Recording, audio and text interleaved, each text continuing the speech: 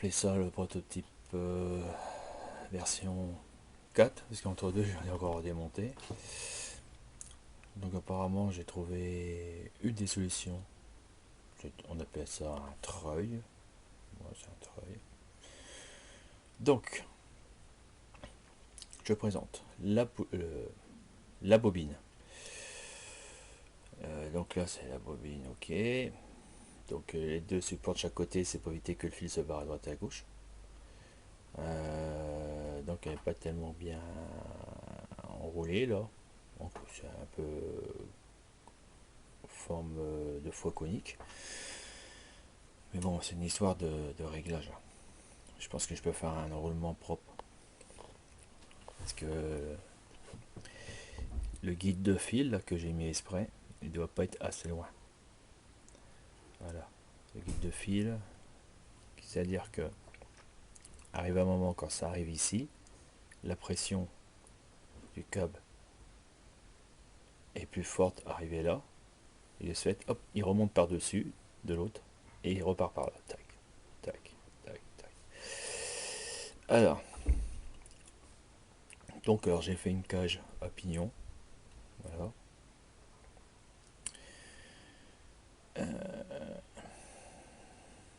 Donc là, ça touche pas, ça passe bien. J'étais vraiment embêté pour faire ça. Il a fallu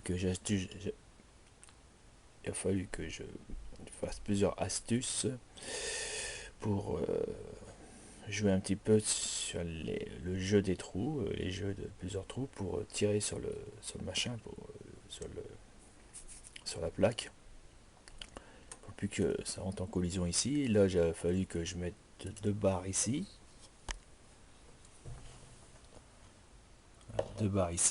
là et là, parce que le pignon il touchait là le socle. Ah, c'est un socle, voilà, ici. Donc, la vis sans fin, ok, on voit rien. La vis sans fin, elle est ici. Alors, le moteur est posé sur un socle. Après, j'utilise le moteur pour refixer le deuxième socle avec deux petites barres perforées, petites plaques perforées. La chose s'appelle des longues green, je crois. Que je viens fixer deux plaques de là à là, des plaques carrées. Pareil, c'est carré. Plutôt le socle rectangulaire. Ouais. Et puis là, pour allonger le premier étage, deuxième étage de pignon, ici. Donc j'ai utilisé des barres comme ça. Voilà. Et voilà. J'ai mis des rondelles là, ici pour écarter le pignon des boulons, sinon ça touchait. Une entretoise, plusieurs rondelles ici, pour éviter que le pignon se barre de droite et de gauche comme ça. Je suis assuré qu'il y a toujours du jeu, hein, qu'il n'y a rien qui le bloque. Voilà.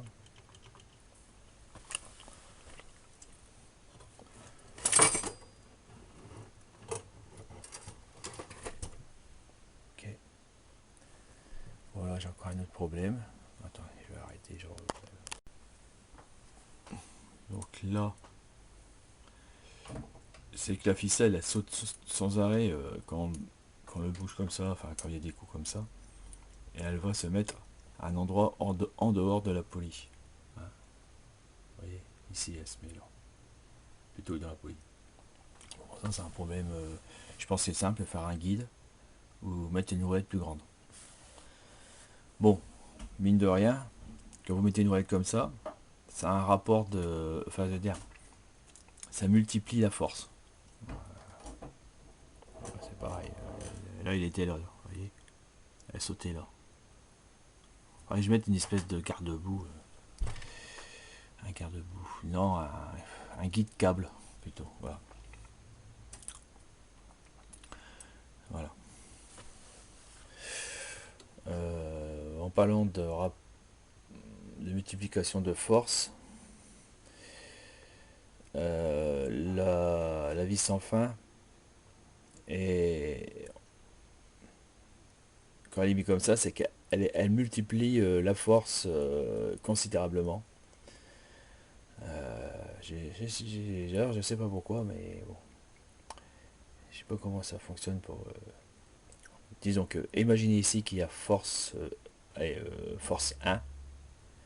Ici, ça serait le facteur multipli de puissance. On va dire qu'ici c'est force 10. Et puis là, on rajoute encore force 10, quoi. Même un peu plus. Mais enfin, je sais pas, c'est théorique. J'ai pas calculé. Faut que je le fasse. Donc on arrive à force 40, plus pareil, par rapport à la largeur de la bobine, là. Avec multiplication peut-être force 5, 45, et puis là, multiplication peut-être 10, donc 45, 55. Alors c'est force unité de mesure qui est capable de soulever ce poids-là. C'est-à-dire, pour que je lève ce poids, il doit faire 200 grammes.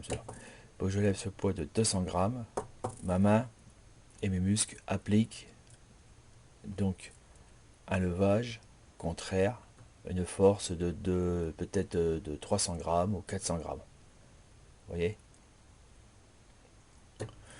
À savoir que dans la nature, tout est force. Une pression, c'est une force. Là, j'exerce une pression pour pas que le petit boucle glisse entre mes doigts. Et la pression peut être de 500 grammes à l'écrasement pour pas que le poids glisse entre les doigts. Si je mets une pression plus faible dans mes doigts, ok, vous voyez, donc j'agrandis la force. Voilà. Si vous comprenez ce système-là, tout est force. Pour dépasser ça, j'applique une force de 10 grammes, hein, pour le dépassement. Parce que elle a une force, elle doit faire, je sais pas, 5 grammes. Mais par la surface de la table, il y a elle adhère. C'est-à-dire qu'elle agrippe la pince. Donc ça serait peut-être 5 grammes de plus, donc ça 10 grammes. Donc je vais exercer 15 grammes. Voilà. Tout est ce système-là, même un boulon. Un boulon, c'est pareil. Quand vous serrez un boulon, ici, vous serrez à la puissance, et qu'elle conserve cette puissance de pression, ça peut être de 1 kg par rapport à la surface du carré, là, la surface du carré enfin,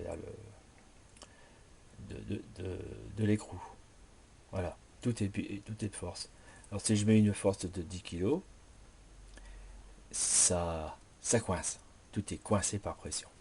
Mais si j'exerce une force de 2 kg à le tordre comme ça, et 1 kg, il ne peut pas résister parce que je suis une force supérieure. Donc dans la nature, tout ce qui est force supérieure est gagnant. Ah, les forces de résistance, si sont inférieures, elles ne peuvent plus résister. Voilà. C'est pareil. Allez, vas-y, continuons. Là, cette barre-là, insignifiante, elle a une force aussi. Tous les atomes de fer qui se sont liés les uns des autres, ils se liaient par une attirance, une abstraction. L'abstraction, c'est comme l'abstraction exactement, c'est la même abstraction que nous marchons sur cette terre qui nous permet de rester sur la table debout. Hein. C'est-à-dire qu'elle nous attire sur cette terre, et la force de l'attirance, vous pouvez la mesurer sur une balance pèse-personne.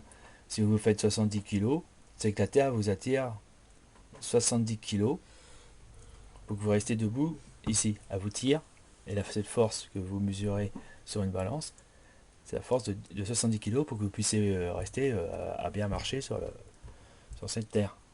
D'accord. Et de ce fait, les atomes aussi, ils ont leur propre abstraction. Les uns des autres, ils s'attirent les uns les autres. Et donc ils ont une puissance, une force les uns des autres. Alors c'est un peu compliqué parce que c'est par le nombre. Si vous prenez deux atomes de fer un par un comme ça, imaginez que vous avez la pince à épiler la plus fine du monde, puis que vous voulez la tirer un atome, vous la sentirez jamais, c'est une force de rupture. La force de rupture, c'est la force... ce qui s'est passé là, voilà. Ça, c'est une force de rupture. Paf. C'est que ça a tiré tellement assez fort qu'ils ont lâché. Enfin bon, là c'est parce qu'il y en a plusieurs, hein. Il y en a des milliards d'atomes. Mais quand vous prenez qu'un seul atome, imaginons, ça c'est deux atomes de fer, et prenez la pince à épiler la plus grande du monde, la plus fine du monde, et là ils sont liés comme ça. Alors, ils se touchent pas, les atomes de fer, à savoir qu'ils ne se touchent pas, mais ils restent à une distance, que leur est propre, que dire à une distance, c'est comme ça quoi. Ils se lient comme ça. C'est-à-dire qu'ils peuvent pas partir de ce sens-là, mais ils peuvent pas aussi se coller. S'ils se collent, ils se fusionnent, mais jamais ça. Les atomes de fer, il y a toujours une distance comme ça. C'est comme deux planètes en orbite, hein. Il y a la Lune et la Terre. Il y a une force qui s'exerce entre deux. Alors, il y a une force dans le cosmos qui attire la Lune à l'extérieur, mais elle peut pas aller plus loin parce que il y a une équilibre de force. Donc il va y avoir la même équilibre que par rapport que la Terre attire la Lune. Imaginons qu'elle attire, je sais pas, ouais, imaginons, elle attire d'un kilo. Ouais, c'est, hein, ok, mettre un kilo, je vais pas mettre des centaines. Bon, allez, 100 millions de tonnes d'abstraction que de toute façon la Terre est plus grosse. Voilà, pour attirer la Lune vers elle. Mais il y a une force égale dans l'univers qui attire 100 millions de tonnes pour qu'elle parte de ce côté-là. Alors donc, je tire 100 millions de tonnes d'un côté et 100 millions de tonnes de l'autre. Qu'est-ce qui se produit? Eh ben, elle se met en équilibre là et elle bouge pas. Voilà. Et ben les atomes c'est pareil, ils ont le même truc.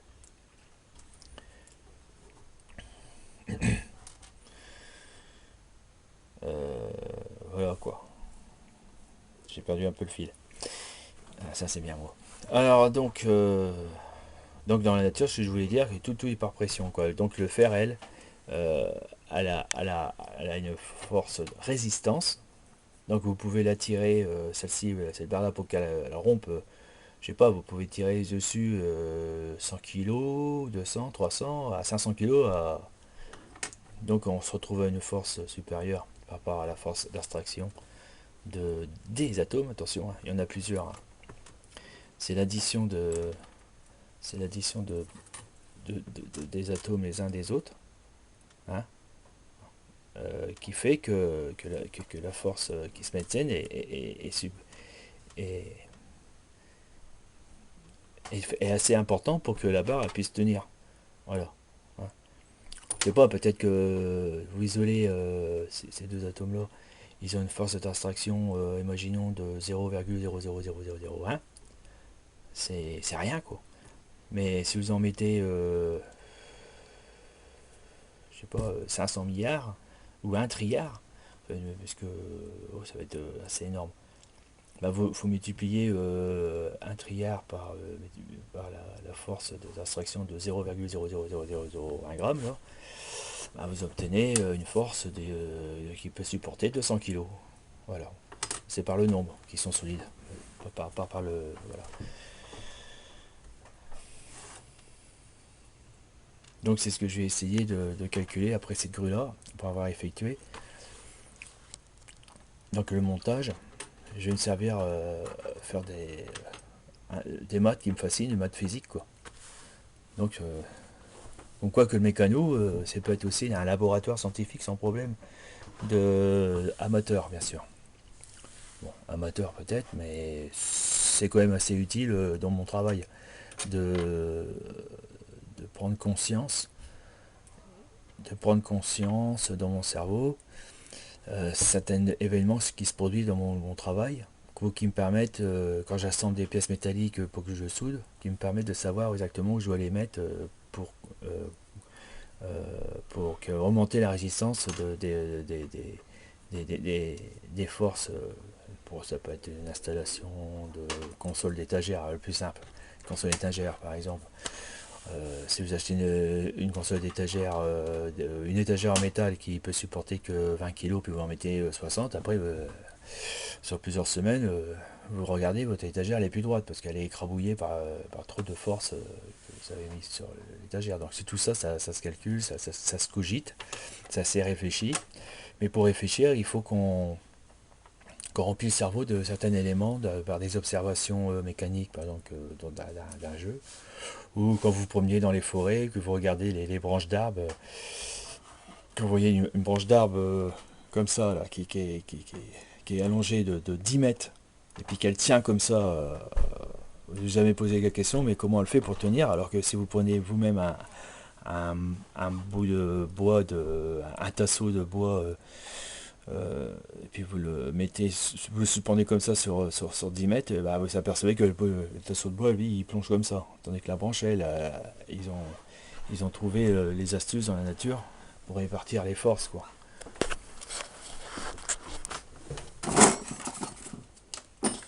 Alors voilà, vous mettez un tasseau. Voilà. Bon, le tasseau, vous voulez qu'il tienne comme ça. Mais en réalité, non, elle ne tient pas comme ça, elle fait ça. Elle plonge. D'accord. Et quand vous trouvez une branche, elle est super droite. Je sais pas, sur 10 mètres. Oh, peut-être sur 10 mètres, peut-être sur 8 mètres, 9 mètres, je ne sais pas, mais enfin, on voit ça. Et là, vous apercevez que par rapport à l'arbre, la nature, c'est une mateuse, la nature, hein, c'est que des maths, hein. C'est ça qui est génial. Euh, Comme quoi que les maths, c'est pas aussi chiant que ça. Ça permet vraiment d'ouvrir l'esprit. Je vous insiste de rouvrir des livres de maths, même de vos enfants, et puis vous y remettre. Et donc là, la nature, elle a calculé, elle a fait une espèce de contre-force, un peu, pour éviter que la branche, elle plonge comme ça. Donc là, vous avez un renforcement dans l'arbre. Voilà. Et puis là, si vous regardez bien, il y a un petit renforcement là. Voilà. Puis après, ici, il y a pas mal de choses qui fait que, voilà, que la branche, elle tient. C'est assez marrant, quoi. Je veux dire, quand vous regardez, vous observez bien, souvent c'est un peu plus fin, un truc comme ça. Observez bien, elle vous aide, hein, quelque part, hein. Elle vous donne beaucoup d'astuces, hein. C'est incroyable les sources d'informations qu'on peut trouver en marchant dans un bois ou dans une forêt, ou même observer un brin d'herbe. Quand vous voyez un brin d'herbe, c'est pas une tige de fer. Ouais, la tige de fer qui est pas plus raide. Elle, c'est une tige c'est des cellules, puis entre les cellules, il y a de l'eau. Vous voyez, il y a de l'eau. Alors ça part comme ça, quoi, un peu. Et là, c'est la branche. Et ce qui fait le renfort, c'est ces trucs-là, un peu en forme de nid d'abeille, quoi. Pas de trop, hein, parce que, enfin, ça fait. Ils répartissent la puissance comme ça. Voilà. Bon, tout ça, on peut reproduire ce qui fait la nature à travers ce jeu de construction.